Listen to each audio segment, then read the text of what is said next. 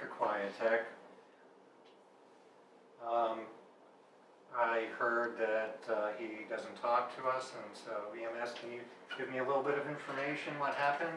Yeah, so we found Mr. Smith at home. He's likes to be independent, doesn't take a lot of help from the family, but he is an Alzheimer's patient. Family members are always concerned with him being on his own, so they came in, they found him on the floor. They had no idea how long he'd been there. Last time anybody had talked to him was yesterday around dinner. And they were concerned with being a little banged up and that he was a little bit more out of it than normal. Again, his baseline's pretty disconnected, so they brought him right in.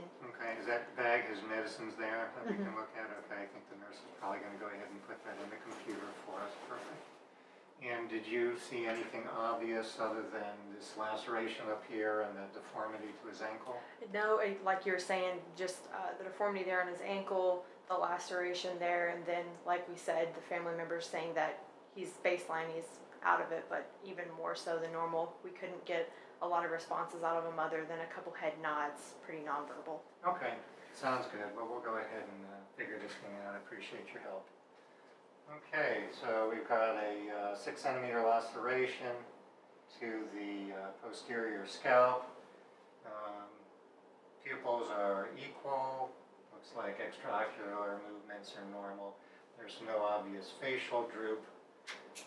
Take a listen here. Take a look at his back. Sit you forward, sir. Yeah, those lungs sound pretty clear, except for a few scattered wheezes and a few scattered rhonchi. And I don't feel any step-offs. We're going to have to leave this collar on until we get a CAT scan there.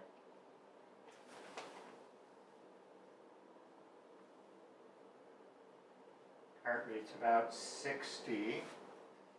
There's an S4 gallop. Belly seems nice and soft. That's good. Knees are okay here. Well, he's got this deformity to the ankle. Looks like a dislocation, maybe a fracture there. So we have a lot of stuff we're going to have to get. Scribe, if you could go ahead and put this in for me. Let's start with the labs. We want a CBC, basic metabolic. Let's go ahead and get a TSH with reflex free T4. I saw somewhere that he's on digoxin, so let's get a digoxin level.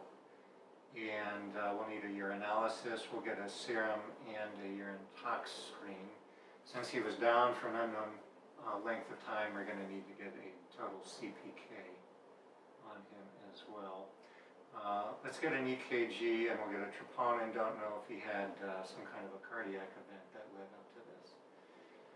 So that plain urinalysis, if I didn't say that, yeah, make sure he doesn't have a UTI. And then we'll need some imaging. I want a CAT scan of his head and his C-spine. I want a portable chest x-ray. We'll need a pelvis x-ray. And then I definitely want to get a right ankle x-ray. He's going to need a little bit of something to calm down. So go ahead and order a 0.5 milligrams of Ativan IV. And he looks a little bit like maybe he hasn't been eating real well. Let's just start some IV fluids. If we can just run normal saline slowly, like 125 an hour to start. And we'll get that going on him. And then we'll go ahead and take care of his injuries after we know a little bit more. Okay, I'm going to go ahead and admit this patient, and also I need to give you his EKG reading and the procedures that we did. So admission first, he has an odontoid fracture of C2 at the odontoid. He has a scalp laceration, an ankle dislocation on the right, and he has digitoxicity and rhabdomyolysis. So that's a bunch of diagnoses I know, but see if you can get all of those in. The EKG, I'll give you a second to get those diagnoses in.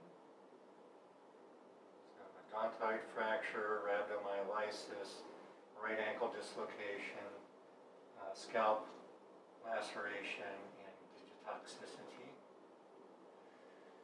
All right, EKG.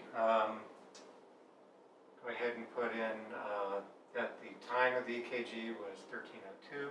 It was read at 13:06. The rate is 65.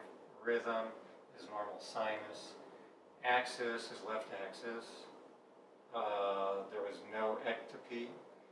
Conduction, he's got a left bundle branch block, and he's got a first degree AV block. ST segments, some non-specific ST changes, T waves, diffuse flattening, and then the interpretation, and no Q waves. Interpretation is left bundle branch block with non-specific changes, and first degree AV block, all of which is old for this patient compared to his previous EKG. Okay, now I want to just give you the procedures. So the laceration was 6 centimeters to the occipital scalp. It was prepped with betadine. It was anesthetized using 1% plain lidocaine. And it was sutured using 12 5-0 Prolene sutures, interrupted single layer closure. There were no special procedures associated with that, and no complications encountered. And then finally, for the ankle, went ahead and gave the patient some sedation. He received 10 milligrams of etomidate IV, and then the ankle was reduced using traction, and a splint was placed by the orthopedics technician at that time. Pulses were checked before and after,